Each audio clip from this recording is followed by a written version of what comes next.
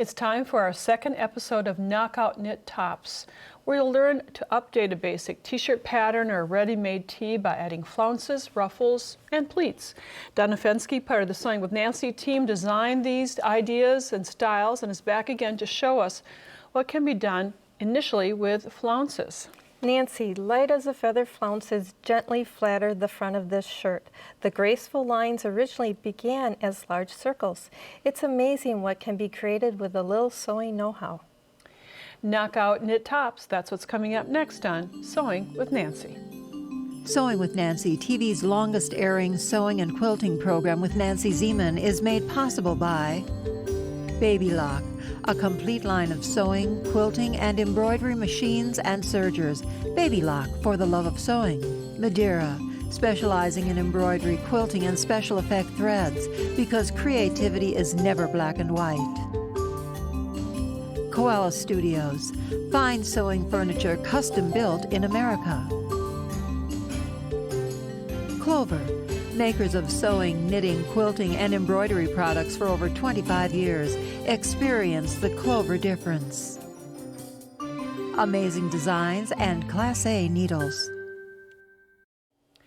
During our first program of Knockout Knit Tops, Donna and I shared with you various ways of finishing the edges of the accents that are put on t-shirts, that we're putting on t-shirts. But with this one, we're not doing any finishes. And Donna, the knit fabric is perfect for a raw edge finish. It is, and we have this great top that has 3 flounces that kind of go down the center, and at the hemline we have removed about 6 inches of the original pattern, and we also added another nice little flounce just in the front at the hem area.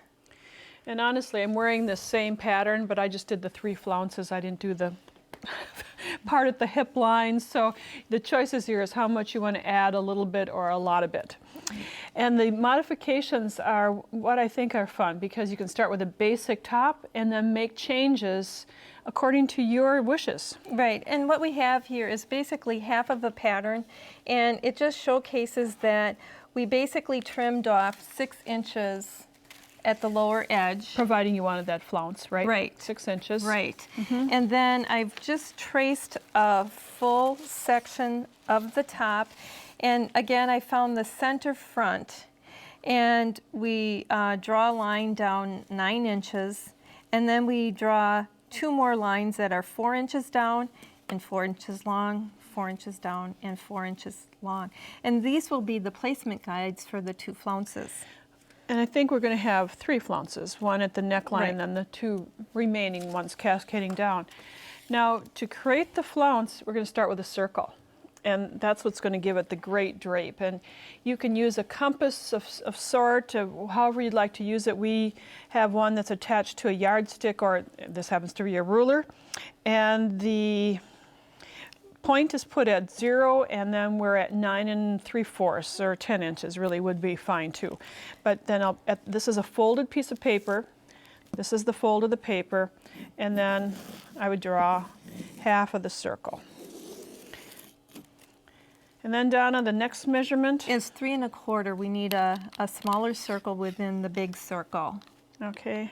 And this is approximately, it doesn't have to be exacting. Right. So finding that same point, here we go, and then draw another circle. Correct. And these are going to be our cutting lines. So you can see 2 light circles. You're going to make a big donut.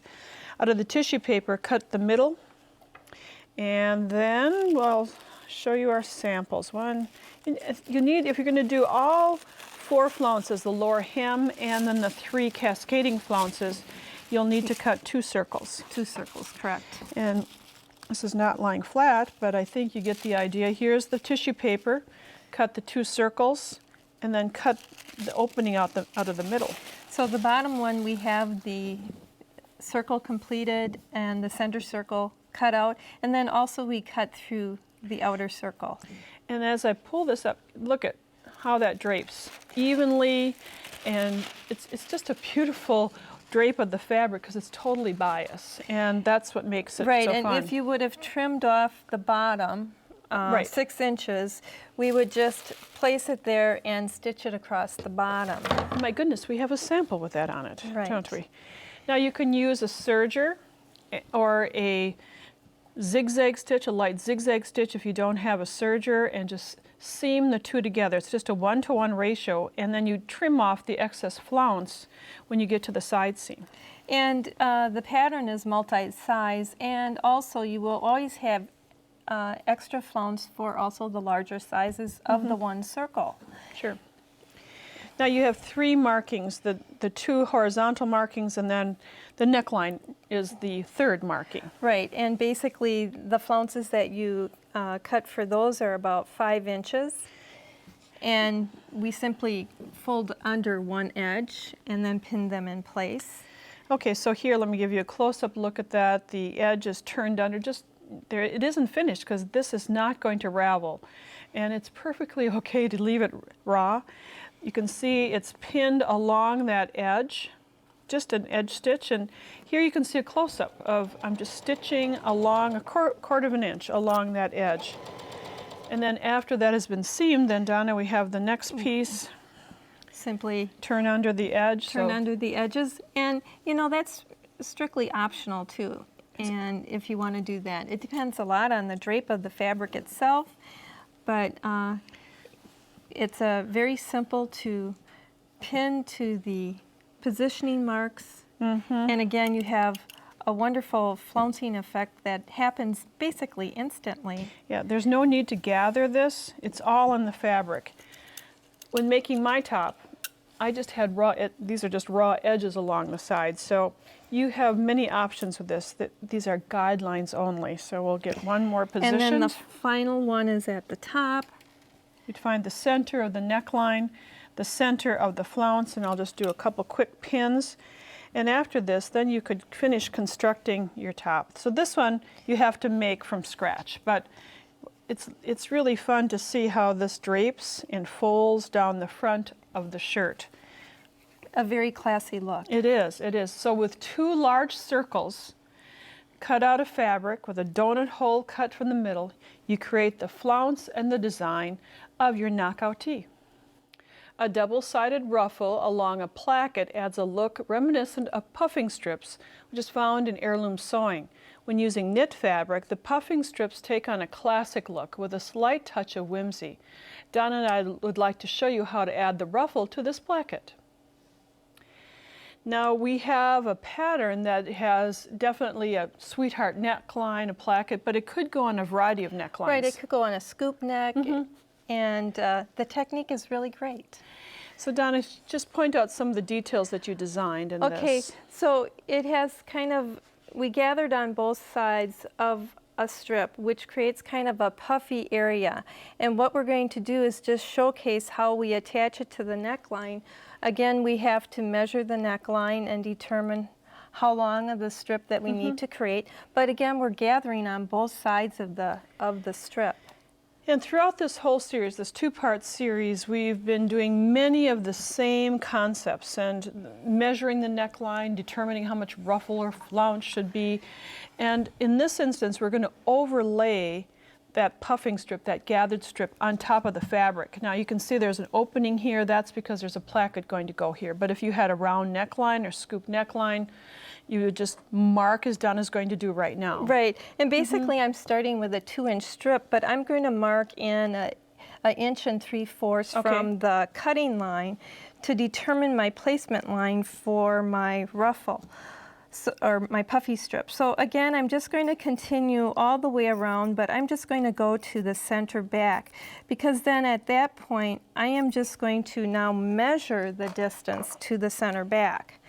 And so I would just stand my tape up on my newly marked lines, and at the halfway point, I got about 17 inches, and I would just double that. So 34 inches is the length of your strip. If you want to add an inch for a fudge factor, go right ahead.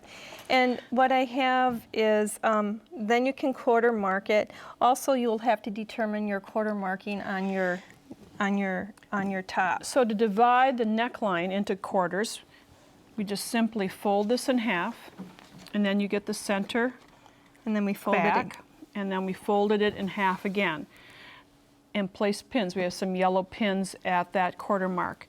The strip was easy, fold it in half again, and you place pins at all 3 folds, and you have divided it into fourths. Done in the first program, we showed, I think, 4 ways to gather, and you're going to repeat one of those right now. This one, we have a fusible tape that has 2 lines of stitching down the kind of the center of the tape. And on one side is the fusible, and on the right side there's a little blue stitching. You want to lay that facing up on your strip, and we'll simply press it down. And on this top, since we're making kind of puffy strips, we're going to use the fusible tape on both sides of our 2-inch strip. And we're simply going to press it down nicely. And this press-on tape works great for lightweight fabrics. Heavy, like upholstery fabrics, it's too light, but knit's ideal. And what you're going to do is you're going to spend a little time and knot these ends. You're going to pull the little blue threads and knot them. And then we're going to just start to gather the strips. And I think yours has been start to gather. And it's simply pull the blue thread and it will gather evenly, which is really, really nice. And how quickly you can gather. And on my sample, I'm starting to pin it at the quarter marks. And let's see, here is the marking edge, the chalk edge, and I would align the puffing strip. Now, if we can just take a close-up look, Donna, we turned under that puff. Right, we wanted a clean edge right there. So we turned that under and fused it down, or you could stitch it down if you wanted to do that, and align these edges and pin. Right on the marking line. And then at the next quarter mark, I have it aligned. So you can see I need to do some gathering, so I'll grab my lower threads and gather. And then to shape, there's more work on this project at the ironing board than I think at the sewing machine. Right, and you're going to just pin and position it and even out the gathers nicely. And what's really nice too with this fusible tape, once it comes time to attaching it to the top, you don't have to worry about a basting stitching line that you have to hit with your stitching You're to not stitch it down. trying to cover up your stitching line. So you can see how that shapes and molds.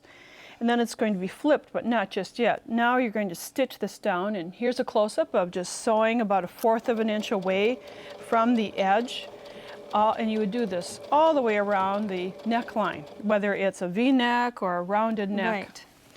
And then our life continues to be in samples. Yes, yes. Then we start to gather the outer edge, and we're going to, that half has already started, and we're going to try to get the gathers to come straight across. And you may not have, you will not have as many gathers as you get up around the neckline. Excuse me, I said that wrong. You will have more gathers as you get around the neckline because it's a tighter curve. Right, right. So that you just have to kind of, as Donna said, mold it over and pin. And we look down here and you can see then we just top stitch the edge. So this is just an applique of a ruffle placed over the edge. And Donna just kind of finally And again, at the shoulder area, you get a really nice, you try to get all of your puffy gathers to kind of align with the neckline opening. A great way of adding a classy touch to a knit top. Inverted box pleats, a fashion trend in the 1940s, is making a revival, this time with knit fabrics. With a little measuring, folding, and pressing, the softer knit fabrics add an interesting frame around the neckline. Here's how to create this retro look. Well, when you see the fabric, it has some give. It's not like the stiff fabric of the 40s, and Donna, you did a nice job of incorporating that with a V neckline. Right, and what we have is the inverted pleats here at the neckline, and it gives a very nice look. It makes your eyes kind of look up vertically. It just has a very interesting, classy look. Yes, yes it does. So we're going to measure the neckline now. This is the 6th neckline we've measured in this series, the 2 parts. So we're not going to measure it. We know what it is. It's 18 inches around the neckline. So you can measure your neckline, whether it's a V-neck, a rounded neck, you can put this on any type of neckline. Probably rounded wouldn't work, but scoop neck it certainly would. And the measurement of the We t-shirt. multiply that 18 inches by 3. Okay, 54. Which gives us 54. And what we have is we have a width of 4 inches here because we're going to be creating kind of like a little band. So this is 54 by 4, and we have the tissue paper folded in half, and you'd cut a crosswise strip. Now knits are usually 60 inches wide, so this works out perfectly. Yes, it does. It does. So it's a one big long strip. Now, as you mentioned, you're going to have a double. Yeah, we're going to bring the raw edges together on the long edge. And you have a good hint for this. And since it's, 54 inches long, it's Right. really nice to be able to control that edge. And I just put a little fusible tape so that I can fuse both of those layers together so they act like one piece of fabric. So it's a fusible web. Right. And that little end isn't pressed, but the other parts are, so it acts as one. And now you got to use your pattern and do some measuring. And when I first saw this, I thought, well, this is kind of complicated, but it really isn't. It's once you get in a rhythm, it's good. Right. And what we have is we have half of the length measurement. 54, it's now 27 inches, Sure. 27 by 2. And at the fold line of the back of the neck, we're going to measure in 3/4 of an inch and make a mark. So at the fold, measure in 3/4 of an inch. And make a mark. And then the next marking will be a 1 inch, 1 inch, and then the next one is 1.5. And you continue to repeat the 1, 1, 1.5 for the whole length of the remaining strip. And it's amazing, it comes out. So Right. that's the great thing. And then what you do is you stack this on your fabric, on your neckband, and you make clips at all of your markings. So we're clipping at all of our markings at the 1.5, 1, 1, 1.5. Again, through the whole length of the strip. And they're just under 1/4 of an inch, and they make considerable little marks in here so that you know where the folding should take place. So now, Donna, I'm going to let you do the folding. Okay. I'm going to actually start at the center back because I allowed for 3/4 of an inch, which was 1.5 inches when you double it. So now I'm bringing my 2 1-inch markings together Yeah, I'm going to give you my, and pin. there you go. So we're just lining up all of those. 1 inch markings are met, like Right. just little. And then we'll have the Air kiss. 1.5 inch spacer. I call it kind of a spacer. And then we're going to bring the 2 1-inch into the center and pin. And Nancy has quite a few of them already pinned. And after you have all of the pinning completed, you would again baste all of that together. So here's, on this sample, you can see that the 1 inch clips are just barely meeting, and then there's that 1 inch space. 1 inch together, and then the 1.5 inch space. Now we have a V-neck, and we haven't worked with a V-neck throughout this program, and that V is a great detail, but it causes you to make a little extra clip. And quickly, I'm just going to overlap the ends together, and I baste those together. And Donna, you have made a V shape on your shirt. Right, I've stitched. I stayed stitched, and then I clipped to that point. And now I'm going to align my clip 1/4 inch from the corner of the V, and I'm going to simply pin. So you'll find in the book that accompanies today's program exactly how to do this, but you're meeting the inward V and the outward V together. Sew around the neckline and top stitch, and you'll have a great frame for your t-shirt.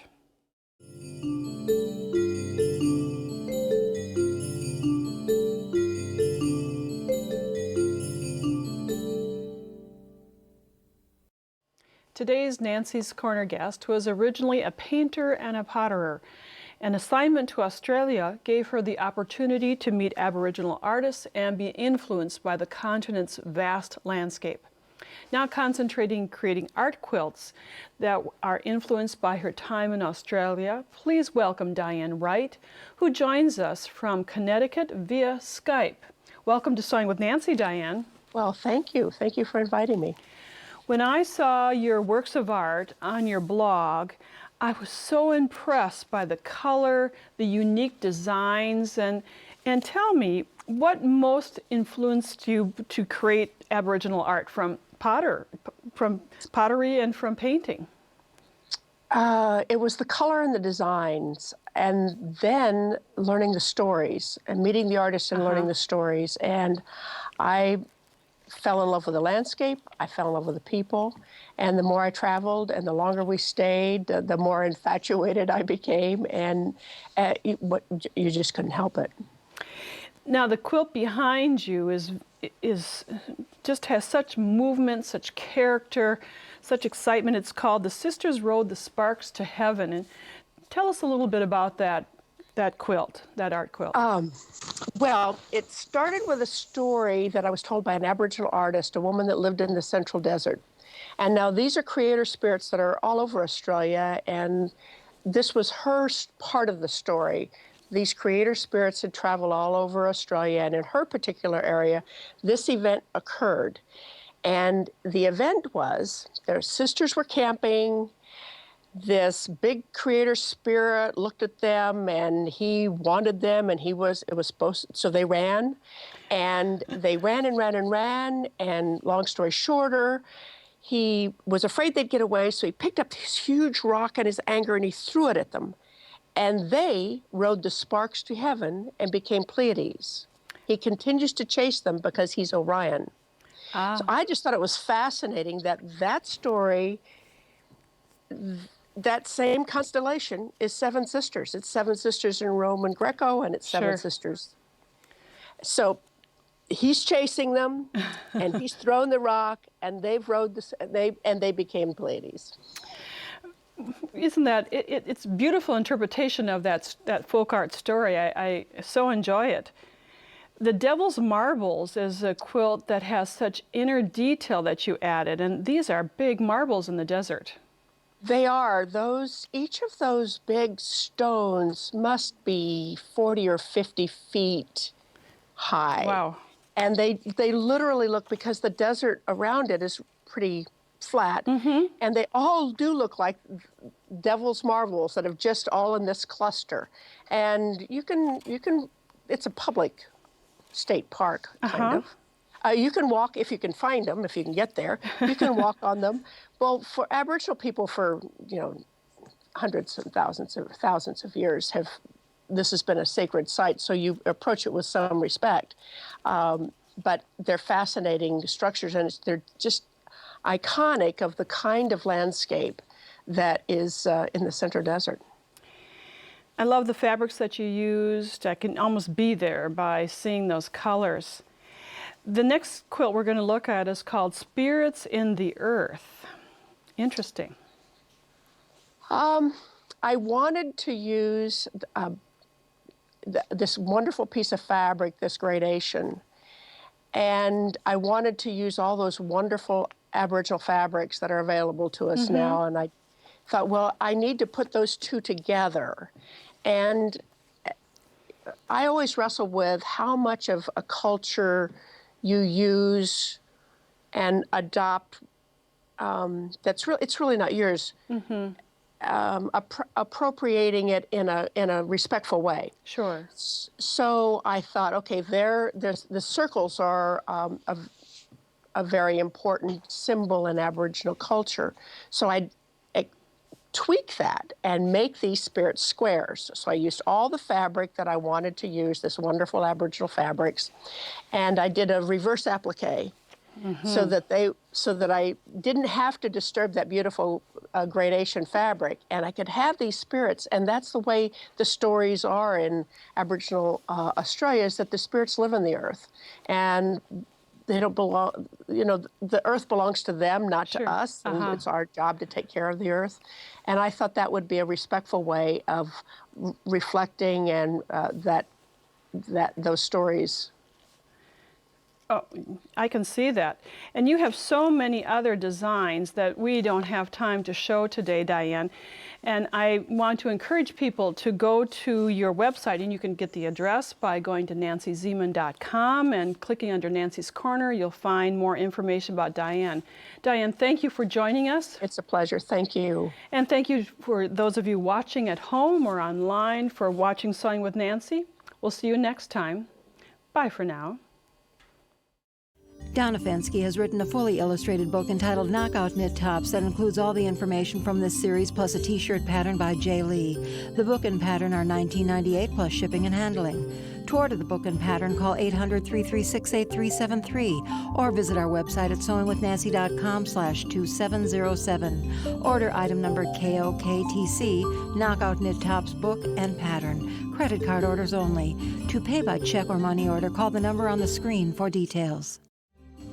Visit Nancy's website at nancyzieman.com to see additional episodes, Nancy's blog, and more.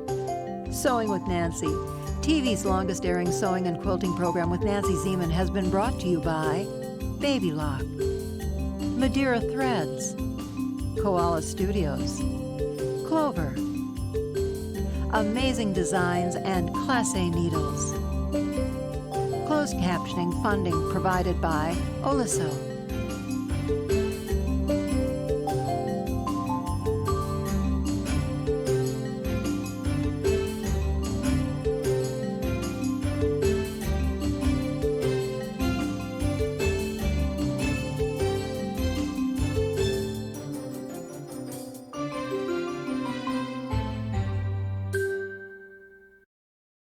Sewing with Nancy is a co-production of Nancy Zieman Productions and Wisconsin Public Television.